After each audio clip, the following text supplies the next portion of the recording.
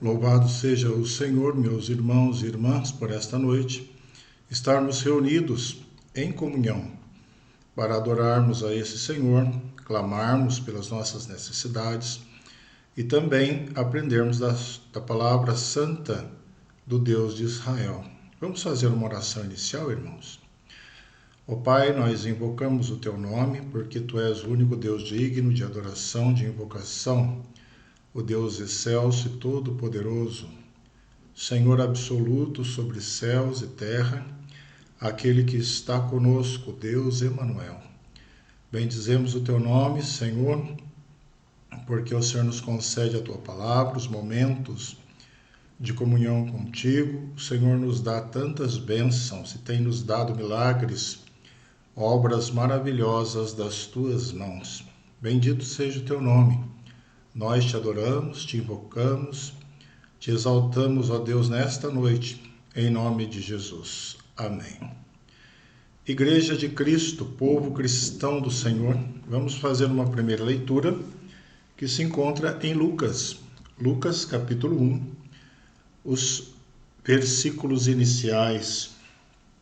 Abra sua Bíblia em Lucas, capítulo 1, nos diz assim: Visto que muitos houve que empreenderam uma narração coordenada dos fatos que entre nós se realizaram, conforme nos transmitiram os que desde o princípio foram deles testemunhas oculares e ministros da palavra, igualmente a mim me pareceu bem, depois de acurada investigação de tudo desde a sua origem, dar-te por escrito, excelentíssimo Teófilo, uma exposição em ordem, para que tenhas plena certeza das verdades em que foste instruído. Temos aí o prefácio, então, de Lucas, no primeiro capítulo, e a partir, irmãos, da palavra do Senhor que nos fala das verdades, sabemos da verdade da oração, de que Deus nos ouve, nos perdoa, de que o Senhor é aquele que nos ajuda nos momentos de dificuldades. Nós iremos agora passar para o momento de intercessão e nós iremos pedir que durante a oração silenciosa o irmão, a irmã, a família coloque diante do Senhor os agradecimentos, os louvores por tantas bênçãos, o pão de cada dia, o trabalho, o sustento, tanta coisa que Deus tem feito por nós diariamente. Também coloque diante do Senhor as necessidades, tantas aflições, nas tragédias naturais, secas, enchentes, terremotos, povos desabrigados, situações difíceis em que o mundo enfrenta, situações adversas. Vamos interceder também pelos enfermos, desempregados, por aqueles que necessitam de uma graça especial do Senhor, um socorro bem presente nas tribulações. Quem sabe o seu lar, sua família, aqueles que estão longe dos caminhos do Senhor, estão rebeldes, que o Senhor abençoe a todos, que o Senhor estenda a sua graça. Coloque diante do Senhor seu agradecimento, seu pedido neste momento de oração silenciosa.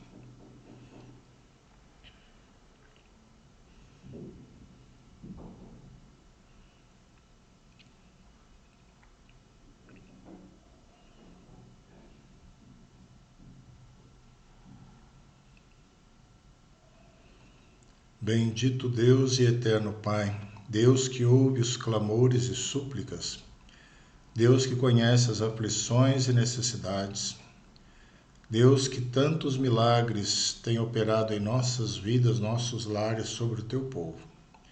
Bendito seja o Teu nome. Glorificamos pela graça, o livramento, por tanta ajuda do Senhor para conosco, para os lares da Tua igreja, para os aflitos e desesperados. O Senhor é Deus presente. Bendito seja o Teu nome. O Senhor tem nos dado muito mais do que merecemos, ó Deus, porque somos pecadores e pedimos perdão pelos nossos pecados. graça do Senhor conquistada na cruz, que nos lava de todo mal. Somos pequenos, falhos diante do Senhor.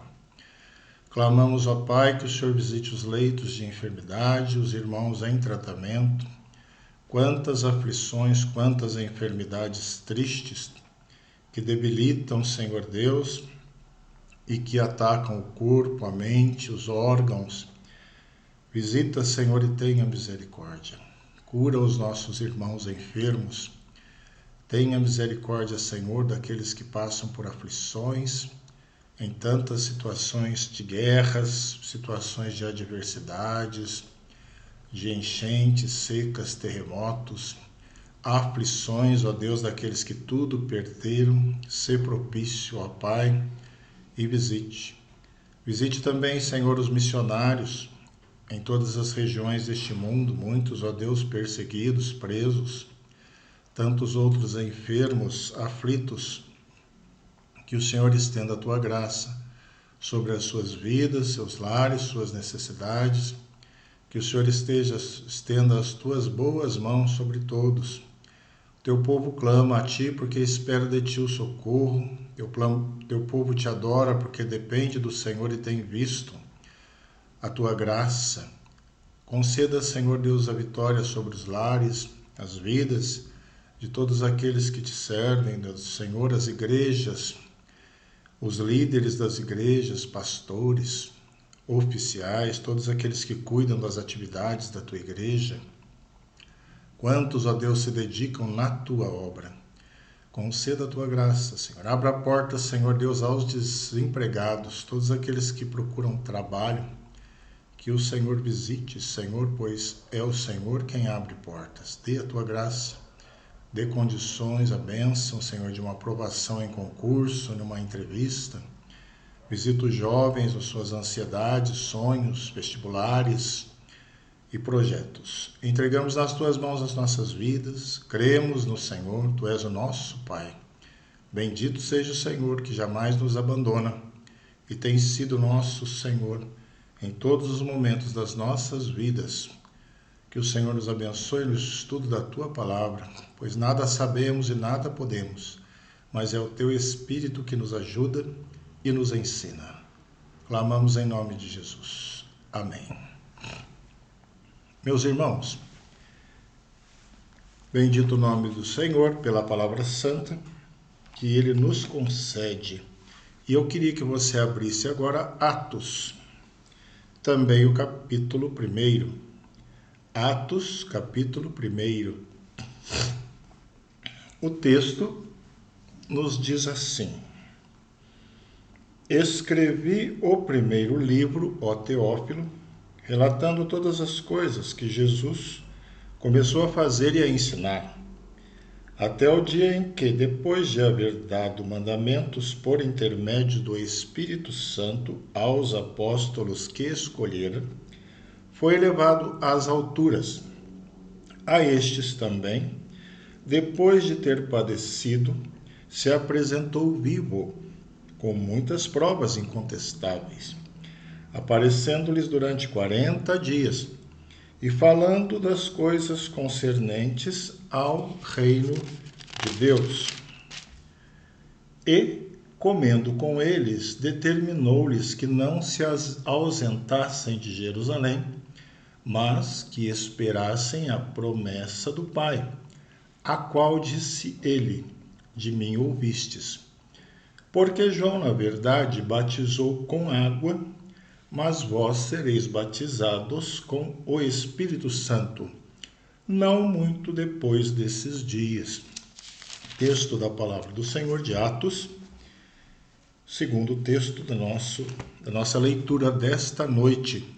Clamemos ao Espírito que nos ajude. Senhor Deus, palavra maravilhosa, palavra de conforto, palavra de ensino, temos nas Escrituras, pela graça do Senhor. Nos ajude, Senhor, e que possamos pautar as nossas vidas pela Tua palavra, pois somos pecadores. E, ó Deus, teimosos, muitas vezes rebeldes, tenha misericórdia de nós. Nos ajude. Nós te clamamos e te suplicamos. Precisamos da tua luz. Em nome de Jesus. Amém.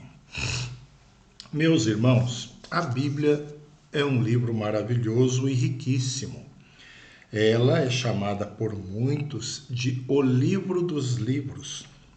É um livro santo porque o seu autor é santo. A Bíblia, irmãos, é um livro inspirado, soprado por Deus. Não é meramente um livro sobre o Deus infinito. Ela é, acima de tudo, um livro proveniente de Deus. Não apenas sobre Deus, mas veio de Deus. Ela também é chamada de Escrituras Sagradas. Outro aspecto é que a Bíblia é um livro normativo.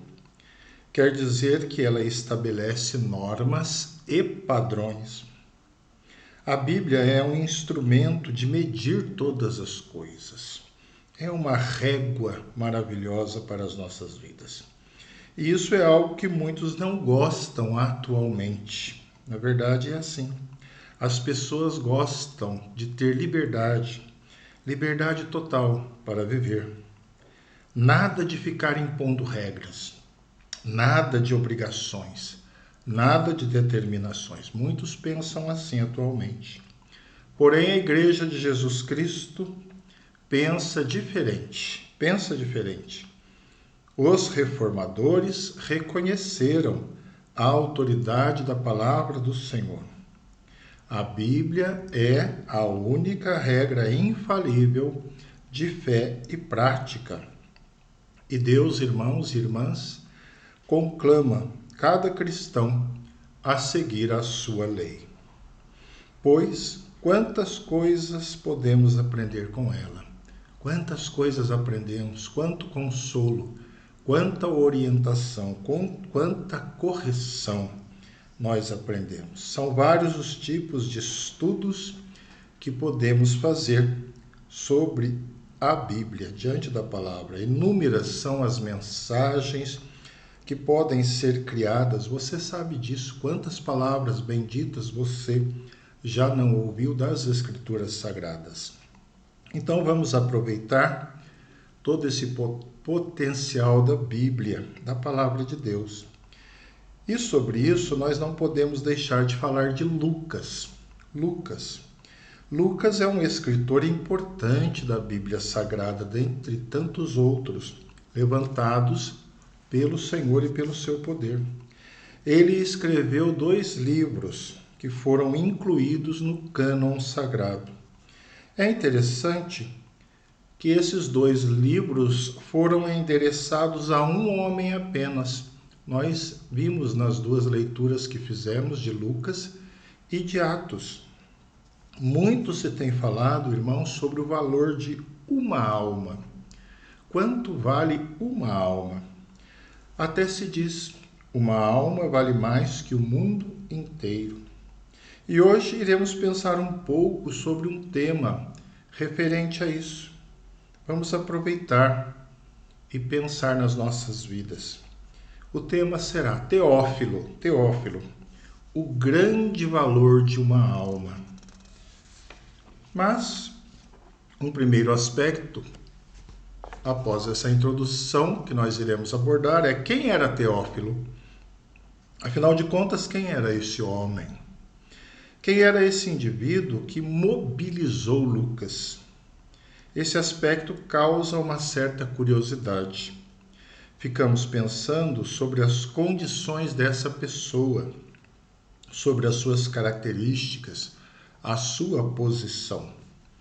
Porém, não existem muitos dados sobre Teófilo. Na verdade, a sua identidade é desconhecida praticamente.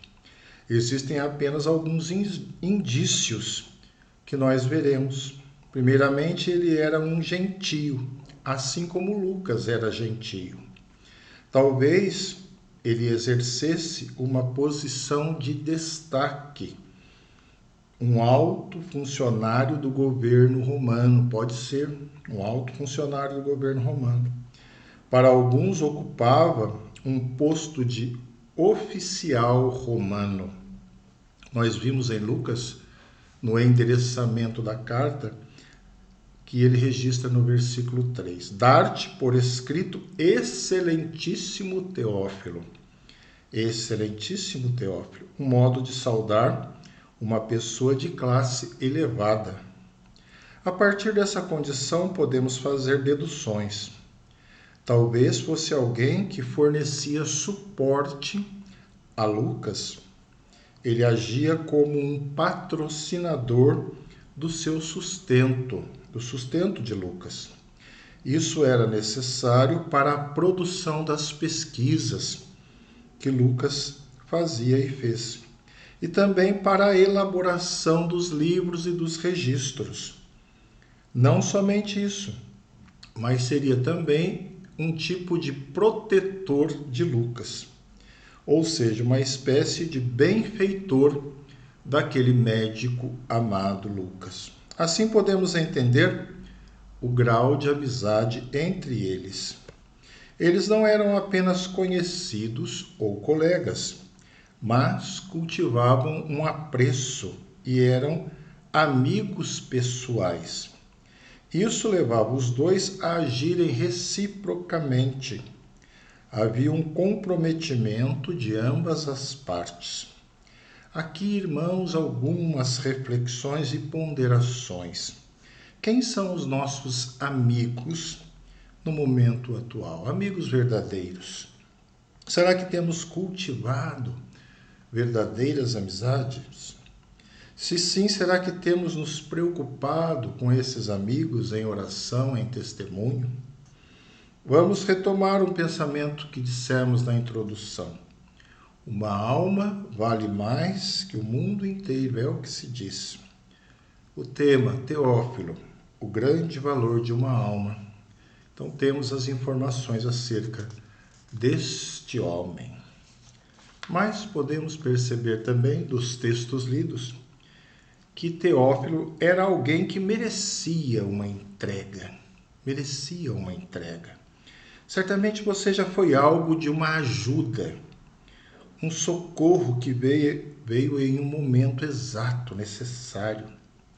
E você nunca mais se esqueceu desse sufoco e desse momento, desse transe difícil.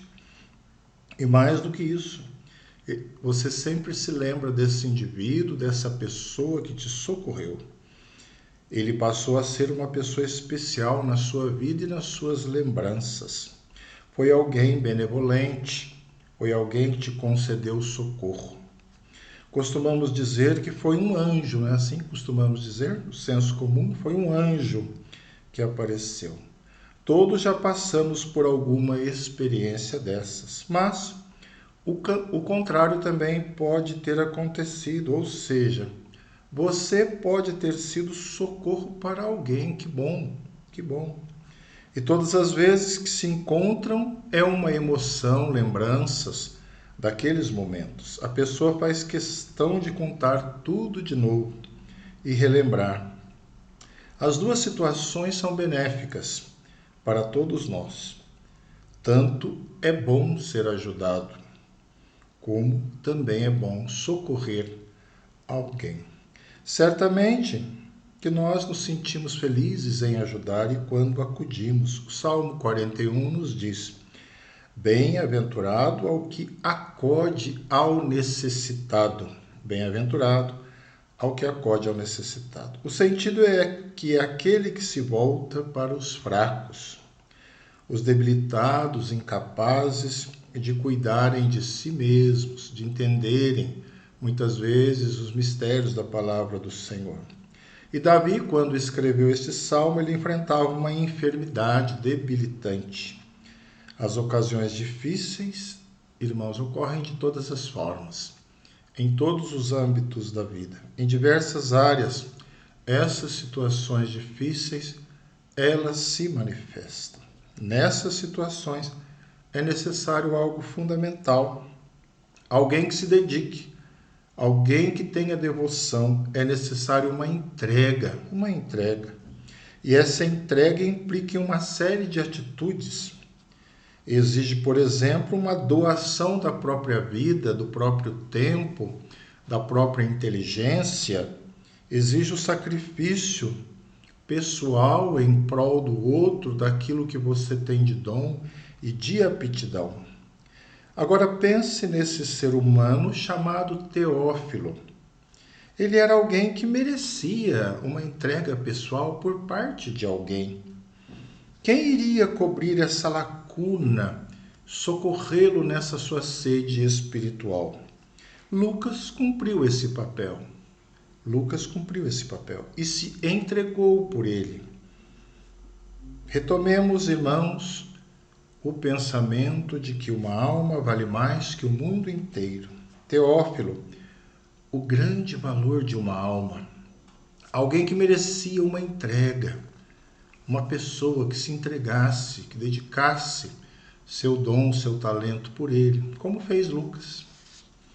Mas, irmãos, o texto também nos ensina que Teófilo era alguém que dependia de uma exposição em ordem. Dependia de uma exposição em ordem. Nós vimos no texto que lemos que Lucas mencionou dar-te por escrito, ó Teófilo, uma exposição em ordem. Por quê? Porque as coisas desorganizadas, mal colocadas, não geram conhecimento. Mas em ordem, uma exposição bem feita, ela pode gerar ao conhecimento e ao encontro das verdades. Podemos dizer que Lucas, então, ele caprichou no seu trabalho, caprichou naquilo que ele fez. Ele era claramente, Lucas, um homem culto, irmãos, um homem estudioso, um gentio que tinha uma sólida educação formal, uma pessoa educada e de treinamento superior. Lucas, ele pesquisava as informações que necessitava. Então, assim, ele coletou material de sua própria experiência, também buscou dados em fontes semíticas, tanto dentro como fora dos limites da Palestina. Que lindo isso, não é? Hoje temos acesso ao conhecimento dentro do quarto, através da internet, mas na época não tinha. Era necessário buscar, sair, e Lucas fez isso. Ele também era capaz de escrever em vários estilos.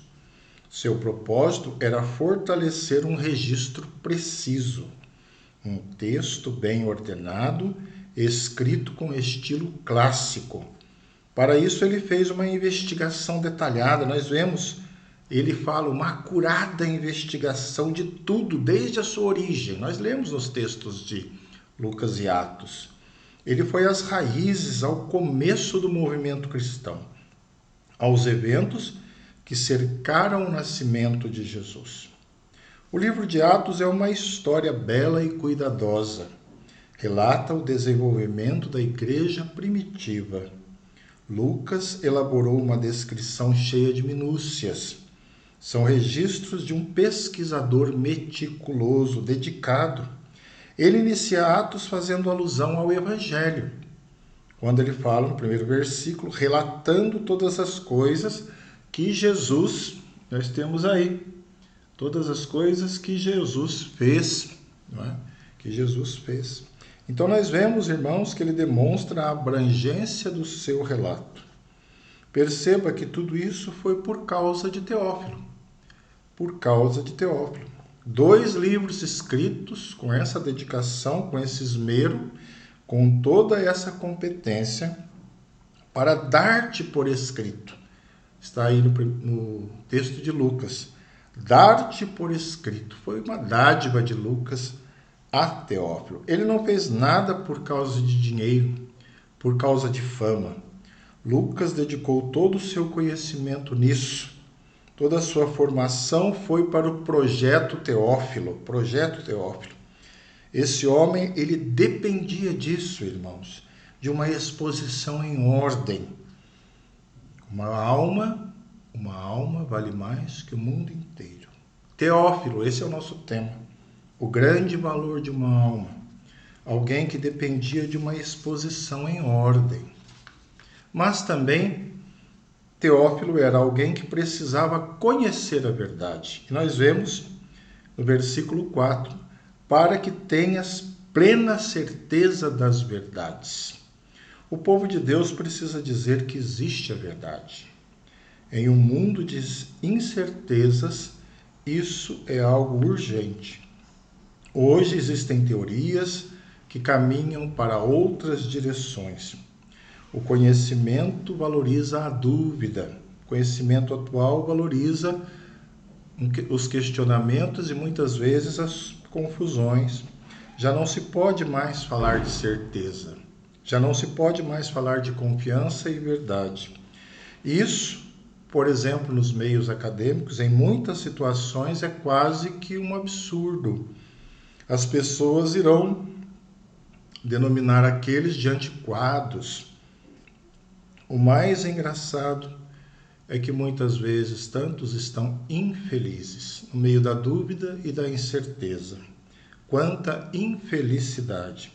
Todos correm para todos os lados procurando a verdade e inquietos buscam por algo que traga a paz, pois só a verdade traz a paz.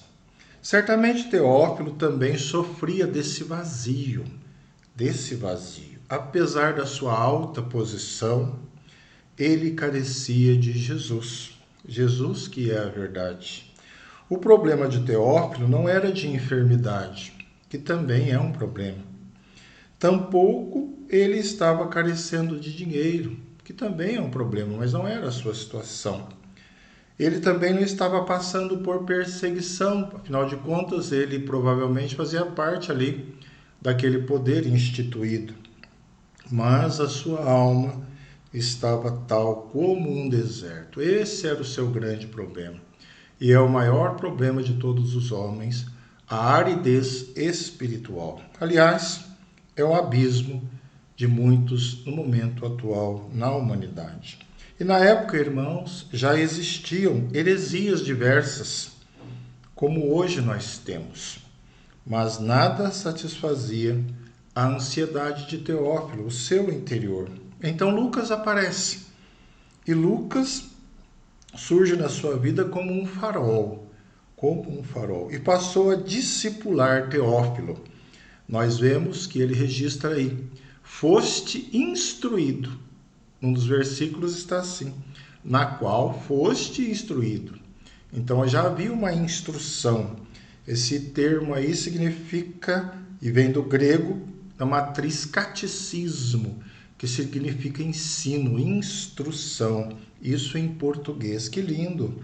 Teófilo aprendeu com Lucas sobre a salvação. Ele foi ali instruído, direcionado. Estava em um processo crescente e em um processo consagrado. E esse saber tinha de estar firme, irmãos. Tinha de estar solidificado.